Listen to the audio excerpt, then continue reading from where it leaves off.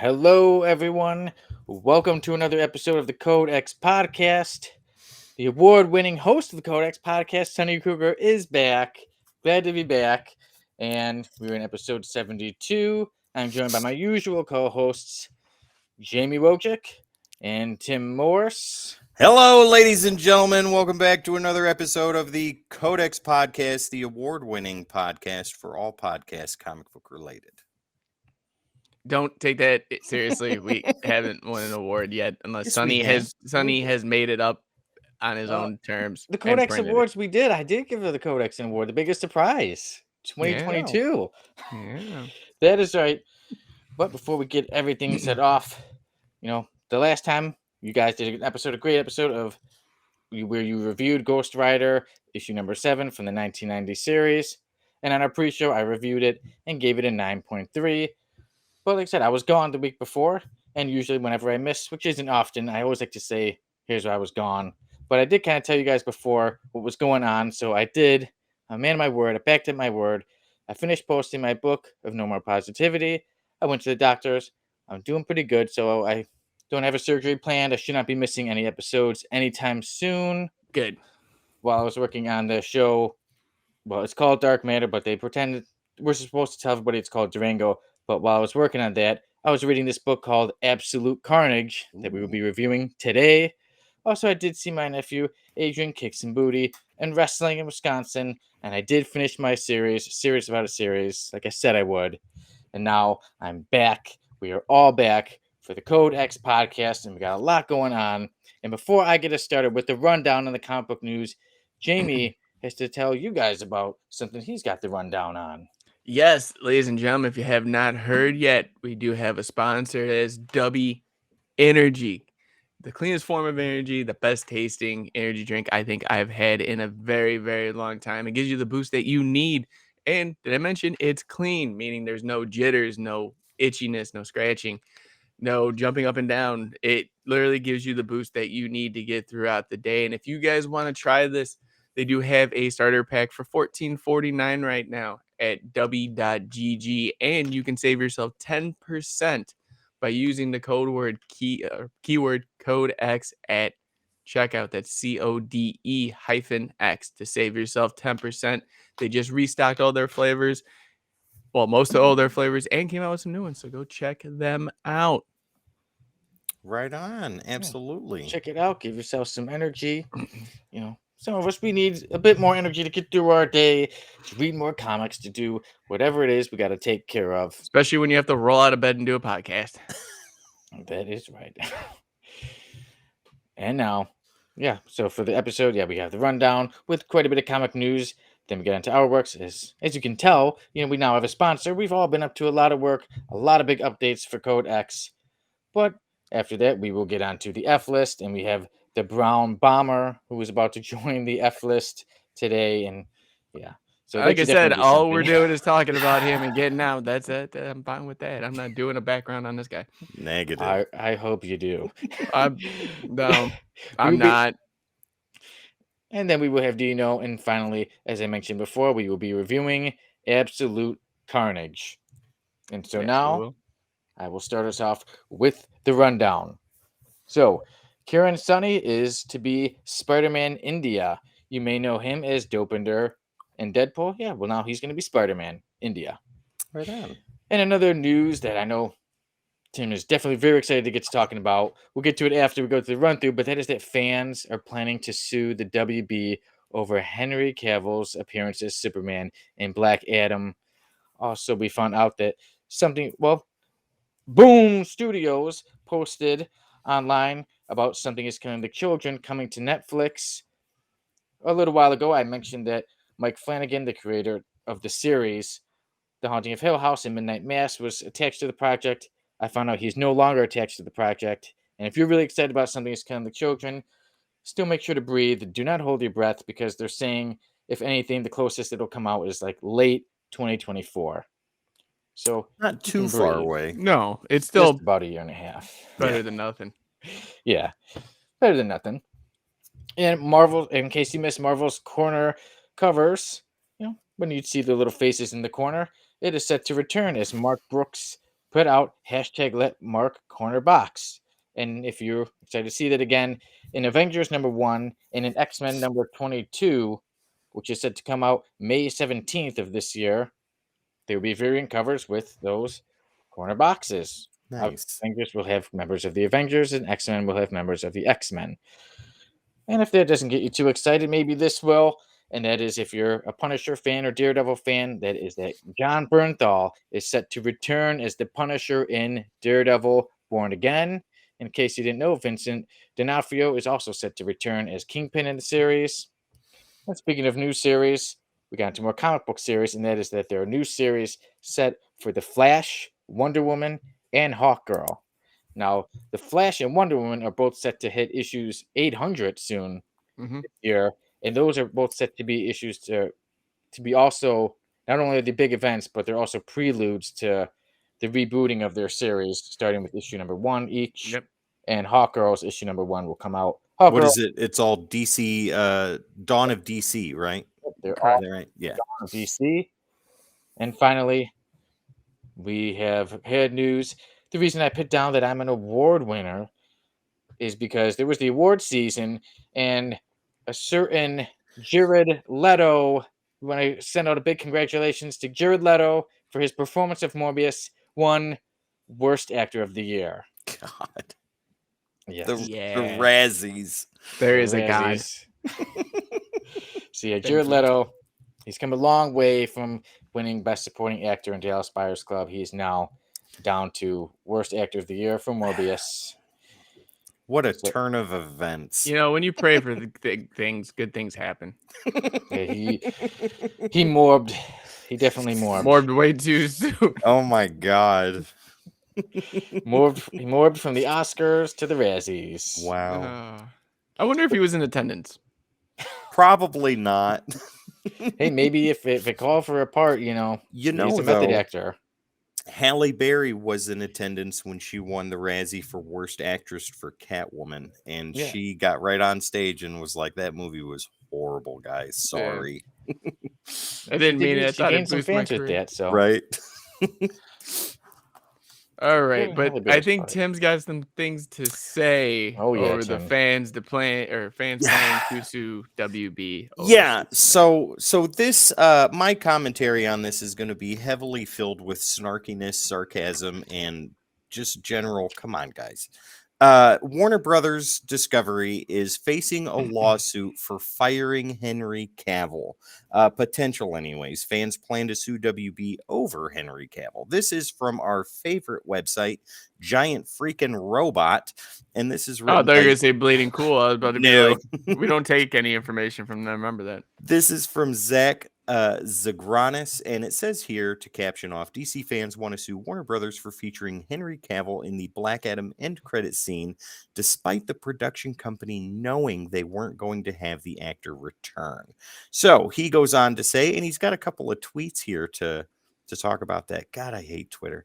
The Snyder Bros are at it again. Snyder Dude Bros, fans of DC's previous movie universe, or the Snyderverse, as they like to call it, want to sue Warner Brothers Discovery, citing the appearance of Henry Cavill as Superman in a Black Adam after credits scene as false advertising. And Aaron Fisher here on Twitter, what a wonderful guy, he says the studio used him and us. It's time for a lawsuit. Call to arms, bud. Call to arms. And another person, Chong CK, says, hope we have lawyers in our fandom. Don't think Henry Cavill will sue WB even though he has the evidence. Hope some lawyers can advise us if fans can sue WB for false advertising. And again, Aaron Fisher with a great tweet here. Someone recently sued a movie studio for misleading movie trailer. I think it's time to sue the WB and James Gunn for the misleading end of Black Adam, and then having Cavill announce his return only to then get rid of him. They used him and us. Ladies and gentlemen, take a seat on your couch and listen to some hard truths. Ooh. WB does not give two flying rats whatevers about how you feel about what they did with Henry Cavill. And Dwayne Johnson, the guy that you guys like to stand behind, had as much to do with that as other people did. So there's that. The Snyderverse is not coming back, guys. No matter how much you want it to, no matter how much Zack Snyder teases that Darkseid is coming to Netflix, it ain't happening. It is not happening. You have the Snyderverse from the Man of Steel all the way through Shazam, Fury of the Gods, and even the Flash that's coming out. And then that's the end. It's okay. It's all right. Relax. Go hug your mom. Go hug your dad. Tell your kids you love them. And get ready for something else. It is just fine, guys. The Snyderverse can go down in history as exactly what it is, as a cluster truck of a mess from start to finish. There were good movies in there. There were some not so good movies in there, but it's time for something new. But what I have to say, Tim, about the fans is I agree with them. What? I think Sonny? I have to say, Tim, I was in the, I've been going through a lot because of that. Yeah, I didn't see the movie, but I was in the ER a couple weeks ago. My series has taken over a year to finish for the next episode. Oh my So God. basically, just give me money. Basically, Yeah. give me money because Oh. Henry Cavill not being Superman, it's doing a lot to me, as I just mentioned. So give me money. Done, Sonny. Done. Okay, so do you want the real points here before we start making harsh decisions on suing? Yeah, please. Okay. Just give me So money. for those of you that don't know, Jamie consumes a lot of this information because I do this for a living. So when they announced that Henry Cavill was in the end credit scene after everything happened, originally he left The Witcher and all of his projects because WB offered him a massive contract in order to play Superman moving forward again. And it was supposed to be up, I believe from what they said, was a 5 to 8 movie picture deal. With wasn't it a guaranteed 2 more standalones? Yes. Yeah. So with that being said, with the James Gunn taking over the helm of DC or the DCU as everything, they did not finish the contract negotiations, therefore letting Henry Cavill go, which screwed up everything. I believe people can be mad about this. I think you can be pissed off about it. I think you could feel feelings that you've never felt before, because when I look at Henry Cavill, I feel the same way. But it's like going on a roller coaster. Yes, but what I'm trying to get to is, yes, if they want to sue, let them. They're not gonna get far. Everything is over as far as the Snyderverse. Everything's getting a reboot. Everything's getting a new start. I'm excited for it. Everyone else is saying that they're not going to spend their hard-earned money to go see these movies too. So don't sit there and say that you're not. That is the truest truth right there. As much as they're complaining and throwing a fit, they're still going to be giving Warner Brothers money hand over fist. Whether it's through the stream service, Yep. because you think that doesn't count, it does. The revenue still goes every time you click play. Or if you go see it in theaters. Either way, you're still going to see it. Enjoy the medium that we love. Enjoy what we're doing. Yeah, Henry Cavill was probably the best rendition of Superman we've seen, but we don't know who's going to be next and who could possibly take up that mantle. So with that being said, I'm moving on to something a little bit different. Yeah. And that something is killing the children, coming to Netflix. And all I want to say about that is thank God we're finally getting this.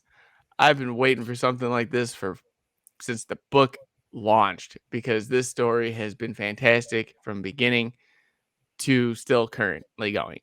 I think Netflix is actually going to dominate with taking these indie properties and making them something big, because indies from Image Boom, was it Aftershock to IDW are just doing amazing things right now, and it's great to see. And we need more of this medium somewhere, and I'm glad Netflix is providing the outlet for it. The only thing I'm worried about is if it doesn't meet Netflix's expectations, that they'll only give it 1 season.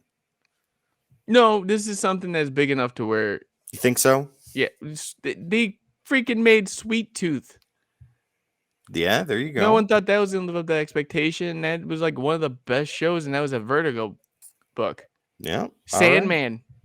Yeah. Yeah, You know? pretty big. Yeah, I'm guessing that's definitely probably getting another season. Oh, it is. 'Cause that was pretty popular. Yeah. Yeah, it Yeah, is. the one thing is, I was excited about Mike Flanagan being attached to it because I'm like, oh, he knows how to take on horror pretty much better than anybody right now. So Yeah. I am curious to see who is going to take over and be the showrunner for Something Is Killing Children. M. Night Shyamalan. Done. Oh, there's a crazy twist at the end. Yeah, that was all a dream. Yeah. Oh, you were actually just reading it was a comic, and now the comic is over, and now It's like that he episode. accidentally threw it in the fire. It's like that episode of Dallas for all the parents watching the show right And now. that's Dallas. But speaking of comics, there's one more piece of information I do want to talk about. Jared Leto. No, I'm Oh, staying away yes. from him. I'm waiting for Soni. But that is the new series for Flash, Wonder Woman, and Hawkgirl. With their issues for Flash and Wonder Woman 800 coming out, we had a little bit of a discussion of this on an episode of After Dark, where they are reverting back to issue number 1 after that for the new Dawn of Justice. I didn't get your guys' take on this because of the fact that obviously you guys both, I don't think we're on that After Dark when we did it, but a lot of the guys have problems with going back to issue 1, not using legacy numbering on it, which would be 801 at that point and not issue 1. Now, what do you guys think about this as far as you're getting a whole new creative team for all books? You're getting a whole new story because Dawn of DC for these books. Do you think it's right to start this off as a new number 1? Or do you think the legacy numbering should continue? Go ahead, Sonny. Okay. You know, like I get what you said, like with a new team, sometimes a new start is cool, like because sometimes I see people want to start from the beginning, and then when you have such an old comic, like, man, how do I go back and get all the way from the beginning of this? But it is something when you have something so legendary that's been going on for so long to hit issue 800 and then to say, oh, now we're going to stop. It is a bit disappointing to see. I know, like, there's so many Elseworlds. It is almost where I'd like to see maybe something on the side of starting at 1 and then, but keep the 8 going, keep the 800 to 801. Kind of like what they do at Marvel when you look at like their numbering, say it's like Thor 28 and underneath it's like legacy number 740. Yeah. Yeah, I think that's pretty cool. Yeah, I'd like that. Okay. I like with Marvel. Marvel has how they're doing legacy numbers down pretty good, and it works. You still get the feeling of new storylines and new series with the legacy numbering, so it keeps other people happy. But with DC, man, I don't know. I don't feel like that when I look at DC books. When I look at DC books, maybe I'm the only one that does, but I always see it as ongoing, right? I never see it as this is a break, this is a break, this is a break.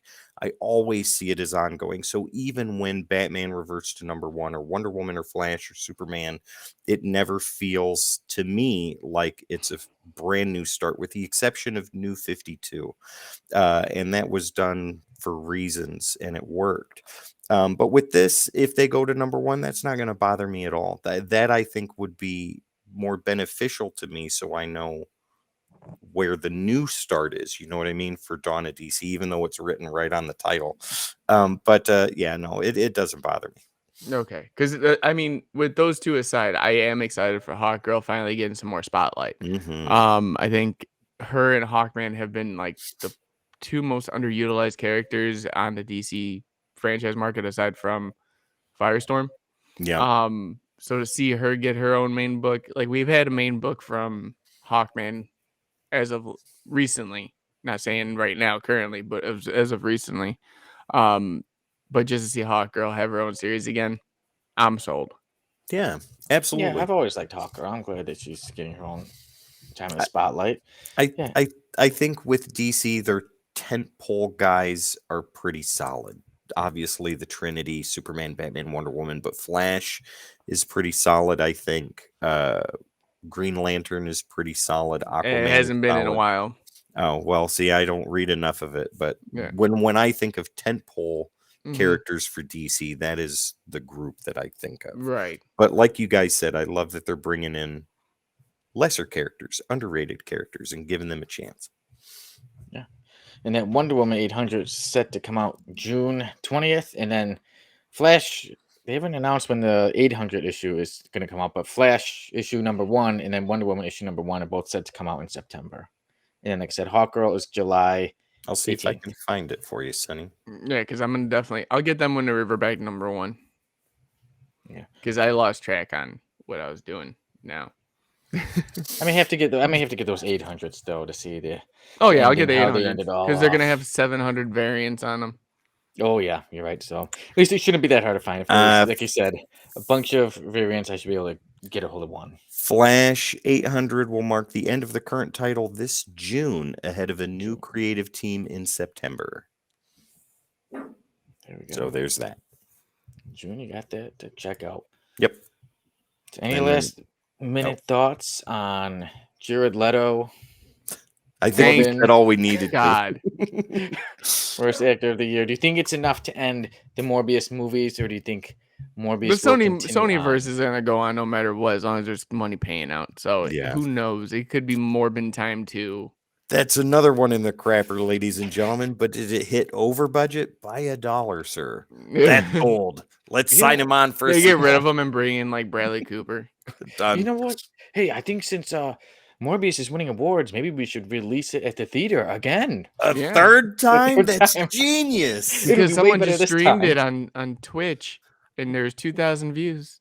I think that is the greatest thing fandom has ever done, is convince a major studio to release a horrible movie for a second run through in theaters. Good That was job, awesome. guys. That's Yeah, great. you guys are killing That the game here. and saving Sonic too. I do give him that for saving Sonic. Yes. but the Morbius. Sonic is was the best fine. joke. I didn't have a problem with Sonic. The first one, did you see the trailer when he was first gonna look, and then he Yeah, changed and then it? people were like, "That's not happening." I'm glad they did change it. They should have changed actors. Oh my god. Okay, we're moving on. Yes. Jared Leto auditions again for Morbius. My name's Lyra Jetto. That don't work, but you know what does work? Artworks. Oh, there you go. That is right. Our works, and usually I start off our works talking about myself, but Codex has had so much going on. I feel that we've got to talk about Codex first. You know, Jamie, there was Wow. a sponsorship we got, and I've been really curious to ask you. I'm like, maybe I'll ask you on the show. What is the story? How did you pull it off? How did you get Codex a sponsor? I sat there one day and I was seeing Dubby pop up for some reason. I don't know if I was looking up energy drinks or something. And I saw that you could potentially get them as a sponsor, but only it said just gaming. And I did more research on it. And it was for all content creators, small, large, whatever size. And I called Tim and I was like, "What do you think?" Tim's like, "Yeah, let me look at the website." And we literally did it. And they We were did like, it on Restream. "Yeah." We Yeah. were talking on Restream, and we did it, and we waited, and then I got the email saying that congratulations, you are now partnered sponsorship with Dubby Energy, and I had to fill out a bunch of paperwork that night. It was like after we hit the submit button, we were both like, "Yeah, we're hungry. We're gonna go get something to eat." Yeah, We went, and then you called me. You're like, "Dude." yeah, we got it. I'm like, I'm in the middle of ordering my McDonald's right now. I'm freaking out. The lady at the window is like, "Are you all right, sir?" Yeah. Give me my Coke and my McChicken. It'll be okay, ma'am. It'll be okay. I am now sponsored. Thank you. Yeah, not by AA, which you probably think I need, but by an energy drink, which I probably do. But yeah, that was fun. We kind of sat there with the hope, like just the idea of like, hey, if it doesn't work, it doesn't work. Yeah. But then as soon as like we went and grabbed food, and then my phone went off, and I was like, who the is messaging me right now? And I look at his email. I'm like, what the I called him right away. I didn't even open it. Just said congratulations. I'm like, he says congratulations. He's like, read the rest of the email. That's amazing. So yeah, Well, good times. Pulled it off. And there we go. Now we got ourselves a sponsor in Dubby. And like I said, there's been more codex stuff. Like I said, early in the pre-show, you're talking a bit about it. Like there's been videos, there's been reviews, there's been Oh yeah, we've done comics. so many on the spots now. We've On the had spot, yeah. two. Check those Tim's out. just released today. I saw For it. anyone is watching currently, it was released on Wednesday, the 15th, and it was awesome. It was amazing. You had your son in there. Yeah, Rebel Scum West, which we'll be seeing more of for future shows with Slab Central, which I think is still the working title. I've got it written down. Sal's gonna run me through the ringer. It is Codex Slabbed. Codex Slab Central. Slab Central. Okay. Well, I enjoy. I watched it. Tim, I do gotta say, what was It's eluding me now. Who was the man who was wearing the Star Trek shirt? He's one of the owners. Oh, yeah. So with On the Spot, the two guys that were there, Jay, the guy with glasses, he's one of the co-owners, and the guy you're thinking about, Sonny, is Karan. He is also one of the other co-owners. If anybody has ever watched the show on Netflix, Swap Shop, he was on there. Oh, cool. Yeah. I liked when you guys were talking about how clean it was, and he's like, "Yeah, we don't want it to sound like we don't want it to smell like nerd feet." Yeah. Yeah, and then you're like, yeah. "Oh, remember convention rules? Make sure you guys shower and use deodorant." That is Yes. correct, ladies and gentlemen. Convention rules should be applied to your everyday routine. Yes, but yes, we did have we had my on the spot here in Oshkosh, yours in Tennessee. West did the one in New Orleans. Yes, West did the one in New Orleans. We're breaking ground, going everywhere. Yeah. I got there's this event coming at the end of the month, and I may have to do one when I'm there. Yeah, we Just definitely do. Just do it from the outside. Yeah, so I'm here at C2E2. All right, thank you, ladies and gentlemen. This is Codex on the Spot. Go on. There's the banner. I'll be inside. I didn't get any tickets, but I'll be good to go. See ya. Yeah, bye. No, but we've had so many reviews now between Dan, Tim, Kristen will be coming back here shortly, so don't worry about that. She is still part of the Codex team. She's going to be definitely getting us some good reviews for us. Yeah, we got so many shorts coming out daily, and I mean daily. I think we're booked till mid-April for shorts. Ooh. I believe so. Yeah. But yeah, everything we're doing is for you guys. So if you guys like the content that you guys are seeing, just give us a like. Let us know what you think. Everything you guys could possibly do. It helps out tremendously. So thank you all for who have, and thank you all for who have subscribed. Thank you for building this community. Yeah, 100%. Don't forget, you're always more than welcome to share our stuff, to put positive comments. Yeah, Sonny just started sharing things, so you can too. I'm getting. You found the share I'm button. learning. Learning to hit that share button. Yeah, and not on his own things either. Stuff at Codex. That's right, Codex. We're all in this together. I've been sharing Click his on it. book since 2008. This is the first time he shared anything. Sonny, I rewatched the first episode of a series about a series in preparation for the debut of episode 2. Well, thank you. Yeah. Literally, like, okay, so fun fact, Sonny never believed that I watched series about a series. And you called me out. You tried calling me out one episode on it. And I literally sat there one day and took a freaking Snapchat of me watching. Just randomly one day. I was like, yeah, I'll give it another go. Yeah, I'm watching it. I was like, Sonny, I'm watching it. And then he messaged me back. He goes, oh my God, you do watch it. I'm like, yeah, bro. Like, I'm not being rude. Like, you did great. And he's like, oh, can you share it? I was like, I already did. Well, go share Codex stuff. Well, I'm learning, boys. I'm learning. Sometimes it takes a little bit of time, but eventually I get to it. There you go. Sometimes I move like a turtle, but I get there eventually.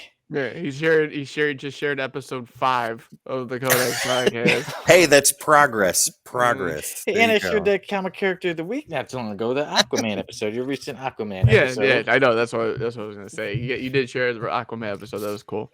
It was good. That was actually a really good episode we did. Like there wasn't we everything flowed well.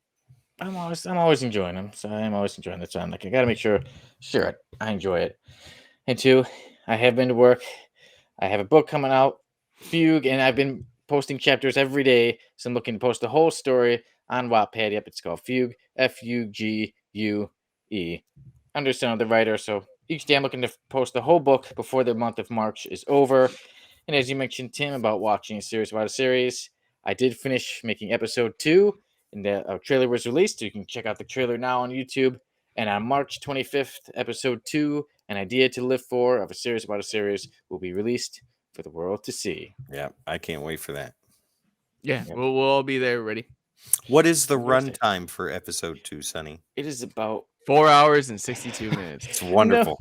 not long. About 35 minutes. Cool. Perfect. About 35 minutes. And then now that I got that done, I do feel a big sigh of relief, a weight off my shoulders. Now I get ready for episode 3. Yeah. And I'm like, you know what? I haven't been posting stuff for Codex.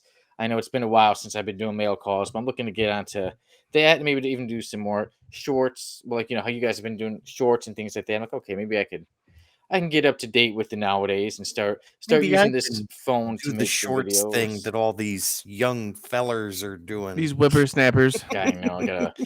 I gotta learn about all that stuff. Kids. So the award-winning Sonny Kruger can never evolve.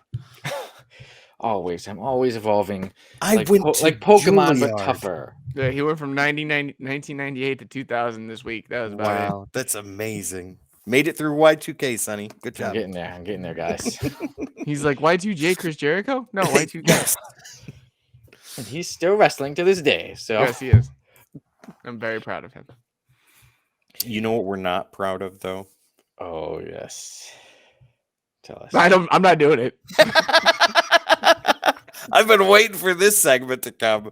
I'm not doing it. He's Oh. brown, or is he? He's Oh, go yes. ahead, just It's lead in. time for the F list. And we may have the worst F lister of all time. Jamie, are these pictures in here? By God, they should be. I don't see them anywhere. And guys, it's time. Oh, there they are. All right, introduce the audience to this week's F lister. He is the Brown Bomber. Look at that.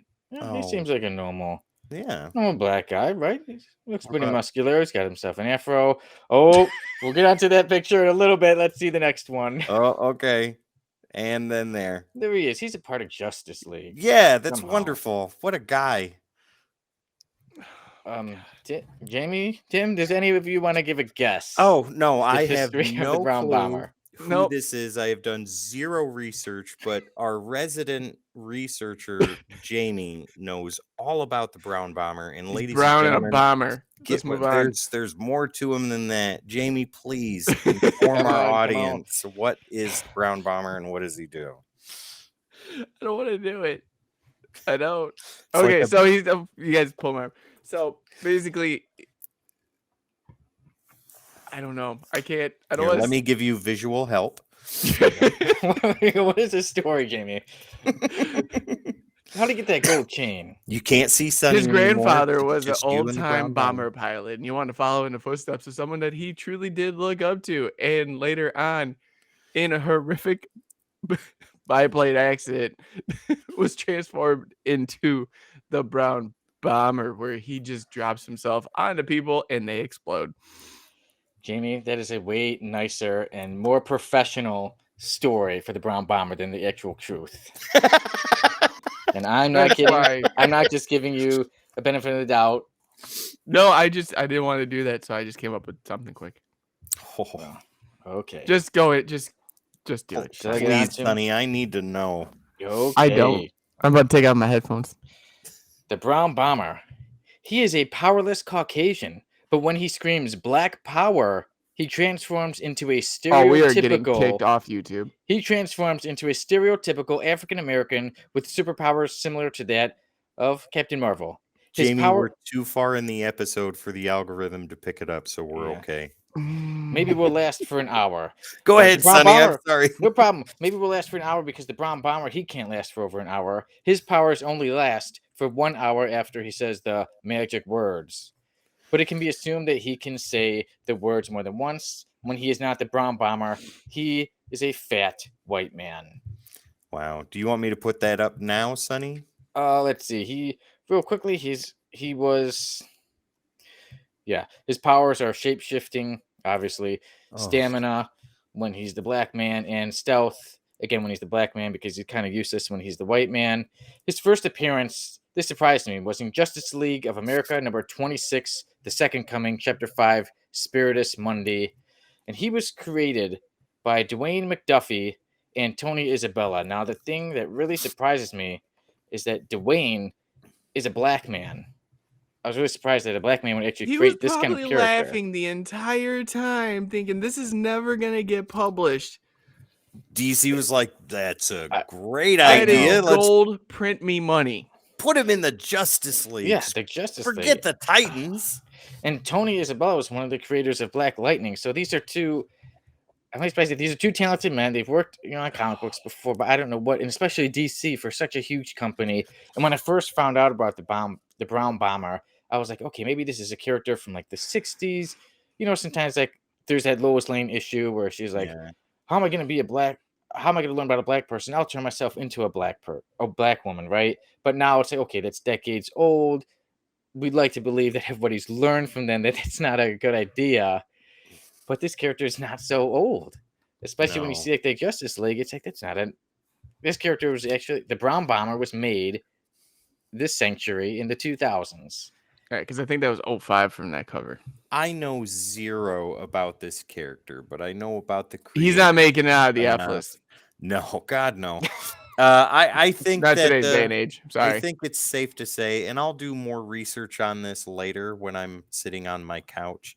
I think it's safe to say that this is a throwaway character. This is a character to be made fun of for obvious reasons, and I'm okay with that. Yeah. And one of the creators, Tony Isabella, had said before that DC had tried to go forward with a Black Bomber character similar, and that 2 times they gave him the script and 2 times he put it away. And then eventually he stuck with, and they kept on with the Brown Bomber. Wow. So I don't know why. That's just a question that was really blowing my mind. Like, who thought this was a good idea? Who thought anybody would be able Jared to relate Leto. to this character? Editorial thought it was a great idea. The white man who just screams black power and he becomes a black man. And Oh my God, we are never doing another character like this again Would on the you- F list. would you post that one picture in the middle again? has a This few- one? Yes. That one. Look, as you can see from the top, he is a white man. And Vixen is like, what can you do? You can't really do anything. And he's like, oh, yes, I can. Basically, he's like, don't worry about it. And when I say the magic words, and as you see during that picture, he screams black power. And then suddenly he's like, how's it going, baby? And he suddenly is talking like Oh a my stereotypical God. man. And it's very racist. And he says something that he calls it like CPT. And she's like, no, you can't. Yeah, Vixen was having none of that. Good thing. Yeah, that would have definitely ruined Oh Vixen my if she was God. suddenly attracted to that man. But yeah, the Brown Bomber, he is one of the worst F listers you can get, and I don't think he can make it out of the F list. No way. No, 100% no. I said no 5 minutes ago. Yeah, I think he's probably out of everybody we have in the F list. NFL Sonny, Super Pro. Less likely. Sonny, how Brown did you Bombers lose. find this guy? Now I'm trying to wonder how I did. You typed in worst Find the Brown characters Bomber. ever. Maybe, yeah, I probably typed in something like that. Probably like worst characters. And probably he showed up, yeah. Oh my God. So yeah. That's great. I That's a love good guess. your journalistic skills on finding such wonderful characters for the F list. This is amazing. Yeah. All So right, that one, but- as soon as I saw him, I'm like, he has to be in it. And there he is. The Brown Bomber's in the F list, and he will never, ever, ever get out of it. No. No, not at all. But guys, Hmm. do you know? What time it is? I don't have No, do you know where you guys can save 20% on the comics that we're going to be reviewing today, like Absolute Carnage and everything we reviewed in the past so far? Tell us and show us. How about we hear him say it? Yes. Everyone, if you're anything like me, you love comics, but you also love a good deal. And our friends over at Heroes Corner Comics have just the deal for you. From exclusives to back issues, graded slabs, current issues, and even set up a subscription with them. And all you have to do is use the keyword codex at checkout. That's CODEX, and you will save 20% store-wide. So don't miss out. How can you miss out on 20%? All you got to do is type in the keyword codex. And they do have a specific bundle, the codex bundle, which you can see Tim do an unboxing of. And if you apply the code word codex at checkout, you can also save on that bundle too. I'm going to be getting another one here soon. Ooh. Yeah. Y'all got to save for that mystery box, because I think I'm going to get another one. As soon as he does that, I am putting my dollars in there. But Yes. with the codex bundle, guys, each one is different. No one bundle is exactly the same, and that is what is so enticing about it. Very Get much yourself so. some rare comic books. Yeah, exactly. it's Heroes Corner Comics exclusive covers. Mm-hmm. Nowhere else you can find these. Yep. I got Bloodstained Teeth, they're exclusive. We Eat Gods, they're exclusive. And That was the steel cover. No, it wasn't. It was the cardboard cover. Yeah. I got the steel cover. I know, and I'm jealous. I keep knocking on it every now and then, just like, it's steel. But yeah, each bundle is different. No one bundle is the same as the one before it. So definitely, guys, check Like it the out. snowflake. Mm-hmm. Yeah, get yourself some comics. Old, new, a whole bunch of stuff. A huge library of comics you can get from Heroes Corner Comics.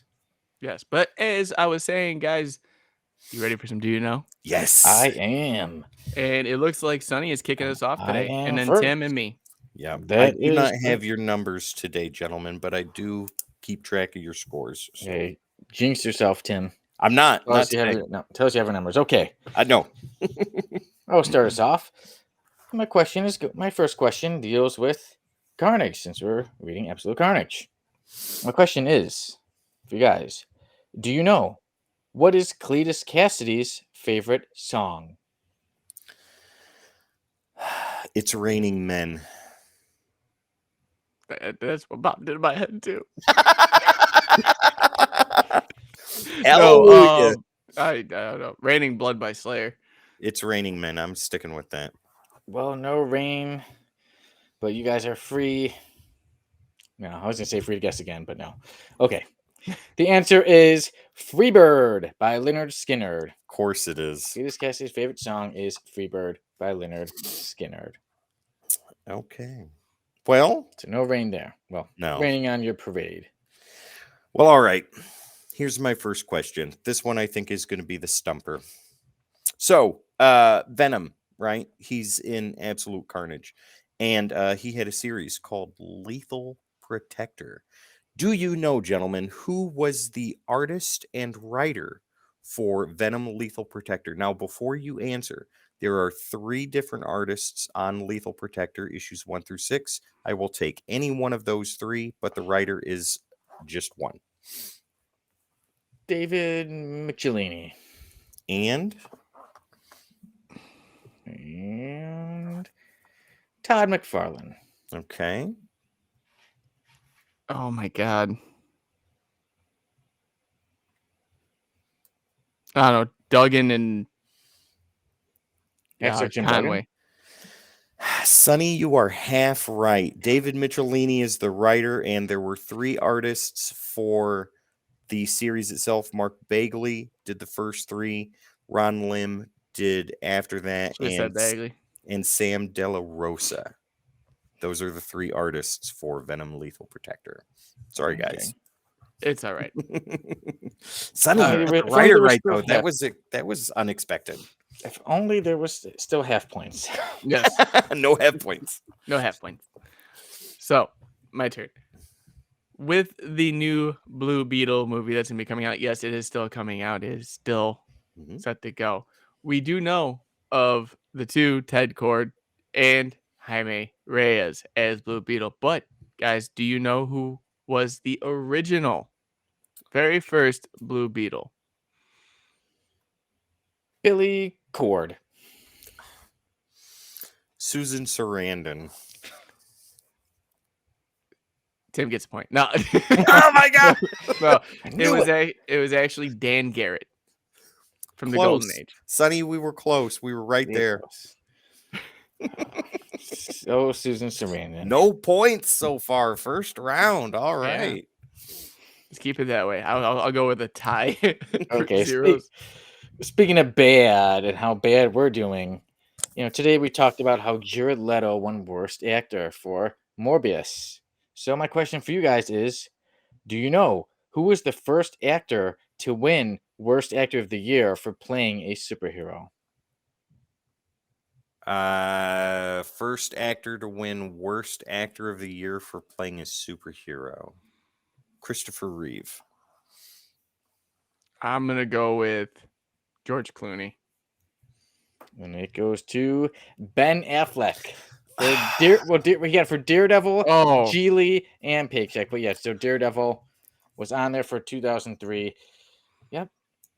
Ben Wow. Affleck for Daredevil. I mean, that does make sense. I and mean, the hold thing up. he did with I thought the thing he did with his eyes was so cool. It was awesome. I do actually enjoy that movie though. A lot of people put it down, but yeah. So Ben Affleck was the first man ever to win Worst Actor of the Year for playing a superhero. Well, there you go. The more you know. Guys, Cletus Cassidy.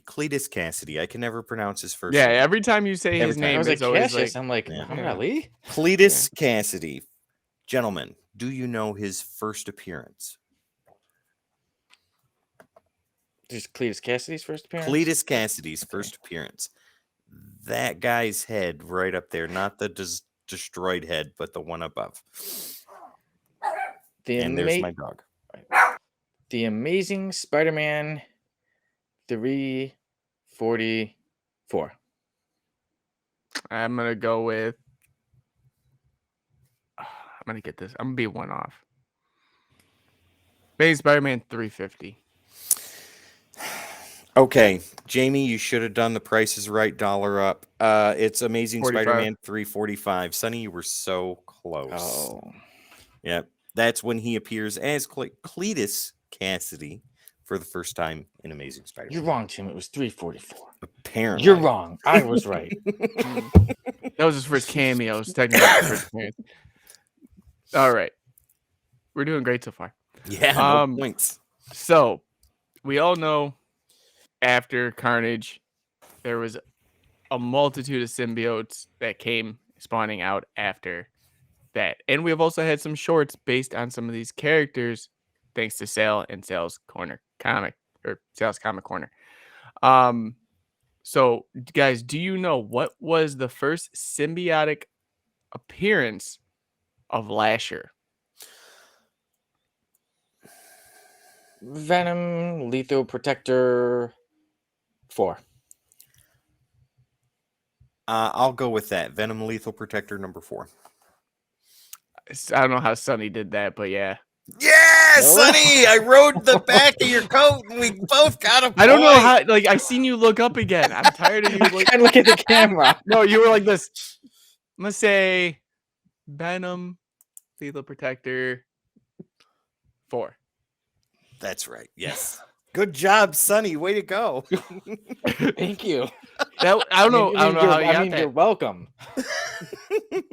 I don't know how he pulled that one. Oh, that's amazing. Thanks for the point, man. Good I job. should have. I'm thinking I still should have got that Cletus Cassidy point. No, you shouldn't have. Let's move on. Okay, so Round we will 3. move on to round number 3. And since we're talking about Venom and symbiotes, here we go. Let me read the I should question. punch you for saying it like that. Cletus Cassidy and symbiotes. Wonderful. That is right. So, now, my question for you guys. Do you know how much money did Marvel/Jim Shooter pay to buy the idea of the alien costume that later turned into Venom?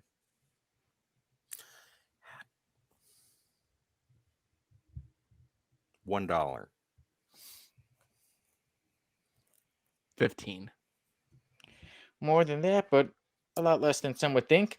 They paid Randy Schuler, who came up with the idea for the alien costume. They paid him a total of $220 for the idea. Wow. Yep, and he was a man from Norwich, Illinois, and that was back in 1982. Ooh. $220 for the alien suit that has become so many amazing characters. Time to collect your royalties there, guy. Yeah. He gave it away. No royalties. Oh. Just $220. Oh my god. All right, Tim. Let's get this going. All right, question number 3. Let's move away from comic books, but stay in the comic book realm, if that makes any sense. Surely. Negative. Absolutely not. That was his answer. He's done. Oh, yeah, Sonny, no points. So there was a video game based on a major storyline that had Carnage in it. It's called Maximum Carnage. Gentlemen, do you know what year did the Maximum Carnage video game come out? 1992. I'm going to say 93. Jamie, you're I'm so always one close. off. I'm always one off. 1994, gentlemen, released for the Super Nintendo Entertainment System and Sega. the Sega Genesis, and the month and day is September 16th. Okay. Well, I'm So, not getting 8 points for this round. No, so. no points. All right. So we both know that Donny Cates and Ryan Stegman both worked on Absolute Carnage. But do you know what was Ryan Stegman's first published work?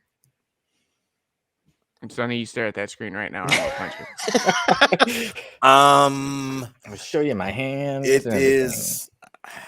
I'm gonna say Amazing Spider-Man. I'm gonna go with the. Of course, the Sexy Adventures of Black Cat, issue number 7. Oh no, both That's of you are very wrong. specific. It was Sonny. actually it was actually Scatterbrain number 1. The publisher is AAM Marcosia, and they are still a publisher to this day. Ooh, interesting. That was back in 2005. Right on. Oh, there we go. Okay, gentlemen. Sonny, 1 point. Me, a point.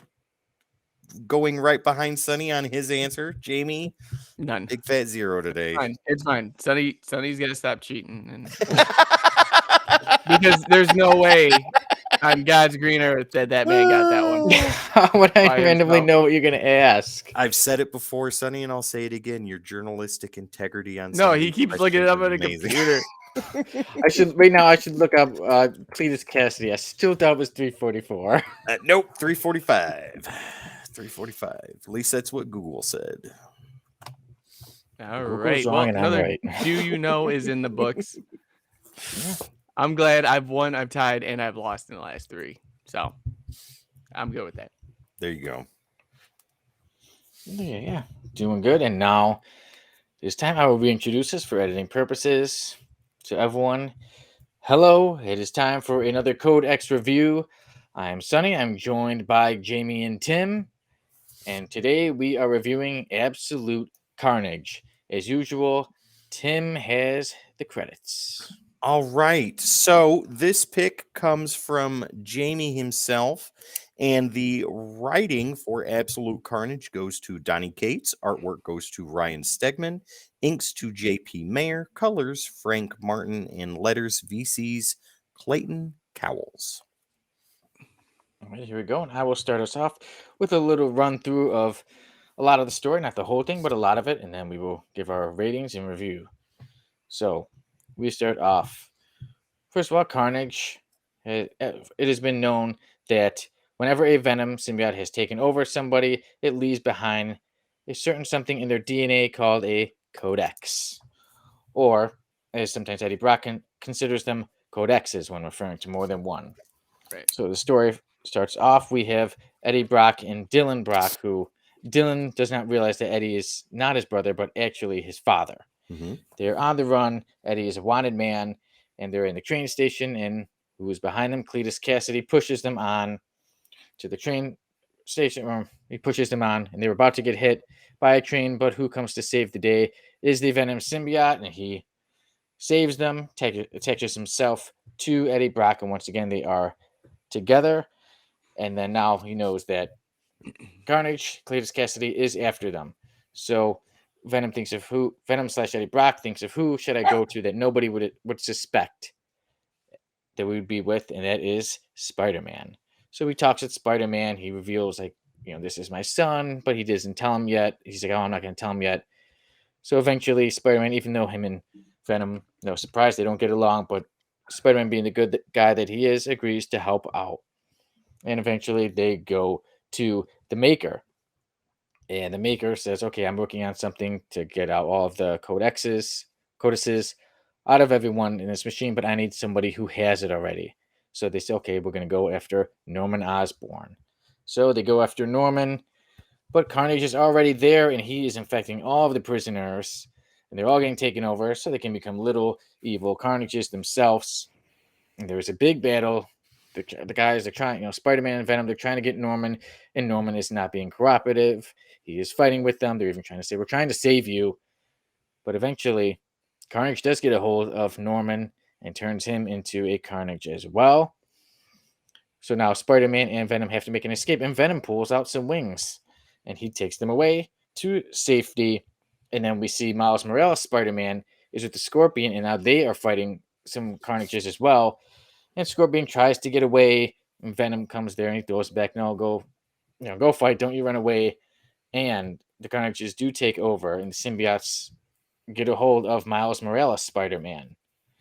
And Carnage, I should say at this time, Carnage, he's taken over Grendel. Like, that's why he's the way he is. He's not a regular Carnage. He is a very super Omega level power Carnage.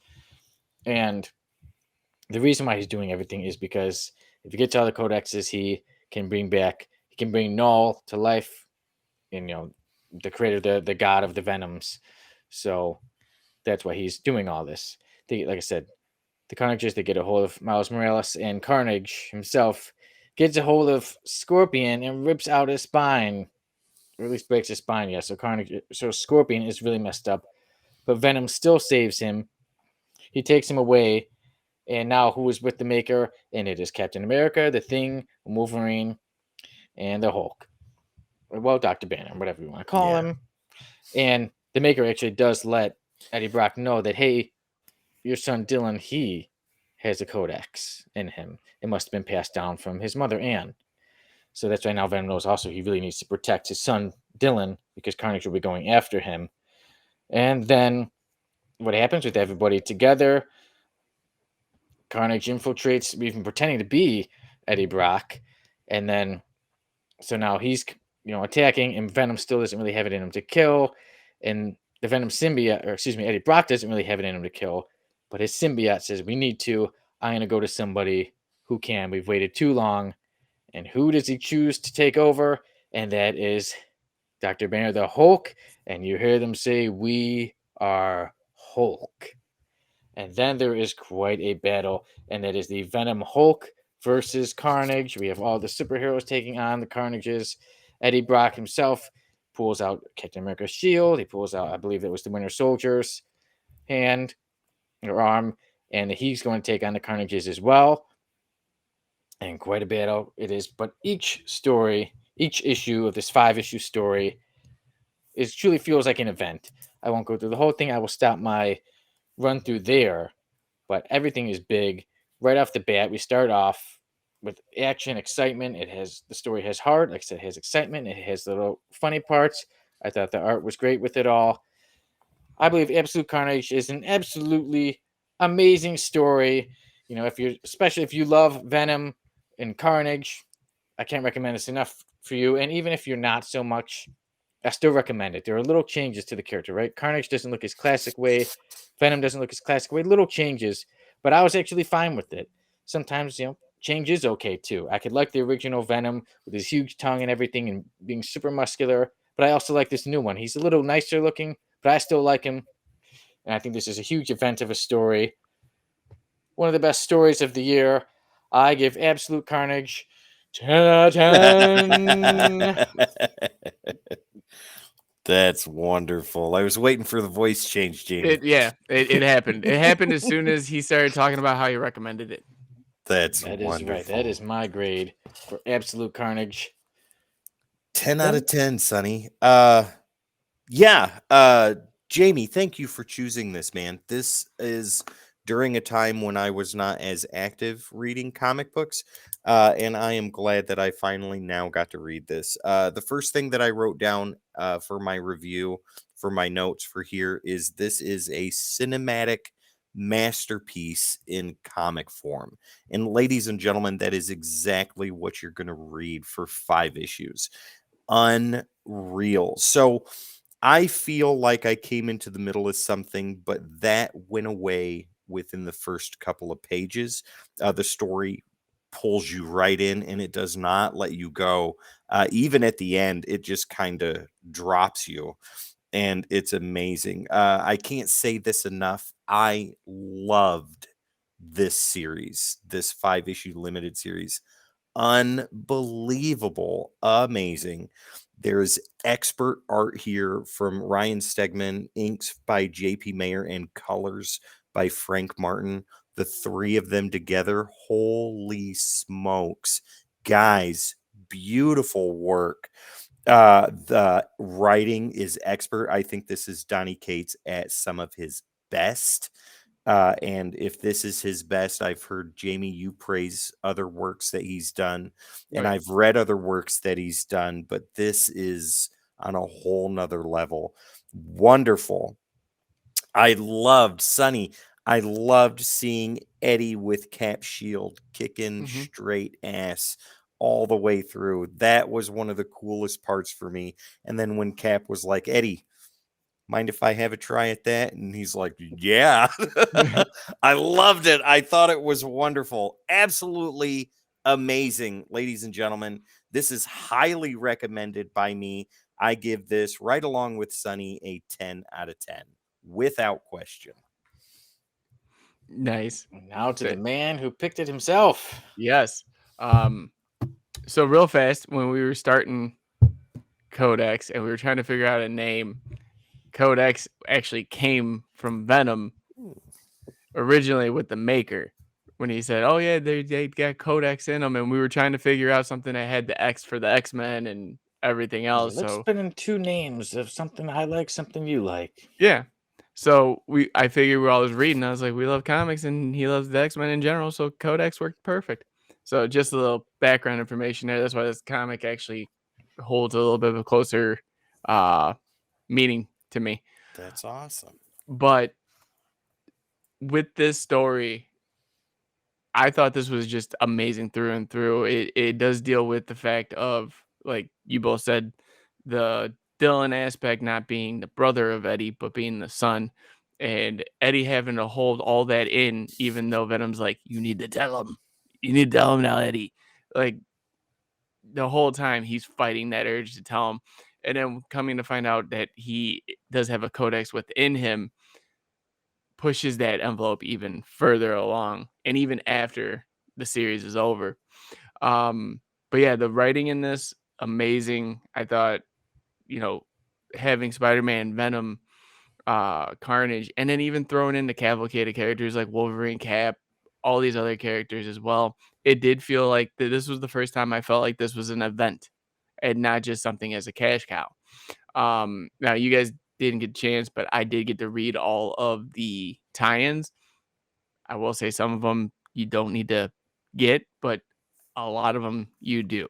Okay. There's a lot going on behind the scenes that'll make the story more, how can I put it, Rich. more involved.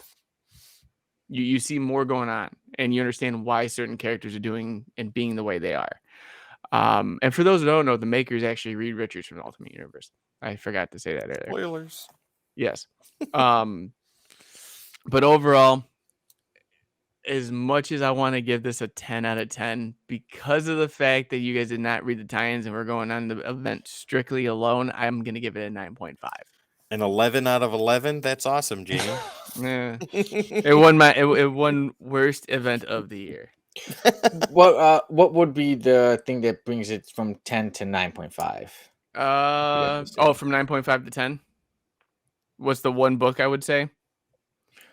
Give me a second. I'll bring But it up. you're basing it off of some of the tie-ins too, right? Like the I'm basing story this as a off of whole, just the or event. just the 5. Got it. Yeah. Okay. But what I was saying, what was the one thing you'd say, the little thing that doesn't make it? the little disappointment? The little disappointment is with Miles Morales in there, because when he does get taken over, there's not a lot behind it. There's no real meat to the potato on there. You know what I mean? Okay, maybe you expected like more to. Yeah, but okay. that's why I said, if you guys got tie-ins, there is an absolute Carnage Miles Morales 3-issue tie-in that goes with it that explains why he's acting the way he is and why his character has such a quick turnaround. Because if you notice, from one issue to the next, there's 2 different parts. He gets it and then he's done. Yeah. This explains what's going on. Okay. Did Donnie Cates write that too? This one was Saladin Ahmad. Okay. For the writer. But if I had to say, if you guys wanted to check it out and check in tie-ins, I would definitely go with the Miles Morales tie-in for it. And I would also look at Absolute Carnage versus Deadpool. Mm-hmm. And lastly, I think the best one would be Absolute Carnage, the Immortal Hulk. Those 3, if you read those, you understand so much more. Because like Soni was saying too, when they said we are Hulk, not to give too much away, that story is what's going on in Bruce Banner's head while he's trapped inside. That's cool. And it explains what he's feeling, what he's doing, what he's trying to prevent, what he's trying to make happen. Interesting. Now I gotta read all this extra stuff. So that's why I give it that 9.5, because it is a standalone great event. If you add those tie-ins though, it's simply beautiful. But there we go. Not bad. 10 out of 10 for me. 10 out of 10 for Tim. 9.5 for Jamie. Absolute Carnage is an absolute winner from us at the Codex Station. And we'll be back with a lot more Codex reviews soon. So that was Absolute Carnage. Is now in the books. Yes. And now I pick what is our next story for us to review. Our next story arc for us to review. Usually next week, I'm guessing, will probably be a single issue. Mm-hmm. But soon after that, we will get to my pick. And what I put in our notes was something not as good as Exo-Man of War. My pick is something that actually is from Valiant. And that is Harbinger, issue 1 through 4, Children of the Eighth Day. I'll read the back cover for you. Valiant. Jamie, get ready, buddy. Oh god, this one I want all 3 of us here. It needs to be the 3 of us. No, that's fine. I'm just gonna tell you right now. I'm very upset that I already have to give a score of like 2. Guys, I think this is gonna be one of our funnest reviews. Jim Shooter, right? He did the writing. Jim Shooter, yeah. Oh yeah. I know it. I just haven't read it in forever. Well, it will be when we get to it. It will definitely be one of our most interesting reviews, I believe. I'm excited. I haven't read those issues in a little while, so it'll be good to revisit. All right. But I think that's a good place to wrap it up for today. So, Sonny, if you want to take it out. Well, again, thank you, everybody.